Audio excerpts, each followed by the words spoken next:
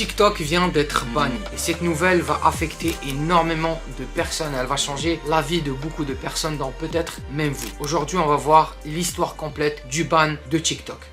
Salut tout le monde, j'espère que vous allez très bien. Pour ceux qui ne me connaissent pas, je m'appelle Farouk Naman. Dans cette chaîne, on parle business en ligne, investissement et plein d'autres sujets. Donc si vous n'êtes toujours pas abonné à la chaîne, n'hésitez pas à vous abonner et à me lâcher un gros pouce bleu. Pour ceux qui ne l'ont pas vu, dernièrement, une nouvelle est sortie. TikTok vient d'être banni officiellement. Pas dans toute la planète, mais seulement aux États-Unis. Un projet de loi a été signé par le président Biden qui oblige TikTok à sortir du marché américain ou à opter pour la deuxième solution qu'on va voir plus tard dans la vidéo. Alors la source de ce problème n'est pas TikTok directement, c'est une guerre entre les États-Unis et la Chine depuis plusieurs années. C'est une guerre sur plusieurs fronts, que ce soit le front économique ou même le front du pouvoir en tant que tel, entre ces deux grosses puissances. On l'a vu dans le passé, les deux essayaient de mettre des taxes sur les importations, les exportations pour justement garder la main sur plusieurs industries. Et TikTok est juste victime en quelque sorte de ce qui s'est passé, mais on va voir qu'ils ne sont pas complètement innocents dans cette histoire-là. Le problème, c'est que les législateurs américains accusent TikTok de récolter les données des gens et de donner ça au gouvernement chinois. Le problème avec ça, c'est que c'est vrai, derrière TikTok, ils récoltent beaucoup de données. Ils sont capables de savoir tous les intérêts que tu as. Ils sont capables aussi de savoir qu'est-ce que tu visites comme site web, même quand tu es en dehors de l'application de TikTok. Ils peuvent même avoir accès à ta liste de contacts. Ce qu'il faut comprendre, c'est que ce que je viens de te dire, même Facebook, Instagram et les autres applications font la même chose. Le seul problème ici, c'est que les données qui vont être récoltées, on ne sait pas comment elles vont être utilisées et comment elles vont être manipulées si jamais le narratif du gouvernement chinois qui utilise les données de TikTok est vrai. Et pour que vous sachiez que l'histoire est vraiment très grande, le CEO de TikTok a été convoqué il y a de cela quelques mois pour passer devant des sénateurs américains, devant des juges qui l'ont questionné par rapport à ses liens avec le gouvernement chinois et par rapport aux données qui sont récoltées, comment elles sont traitées et est-ce qu'elles sont vraiment envoyées au Parti communiste chinois. Bien sûr que sa réponse a toujours été non et jusqu'à maintenant, il garde toujours sa position. Et la goutte de trop dans tout ça, c'est une histoire qui concerne des journalistes de Forbes.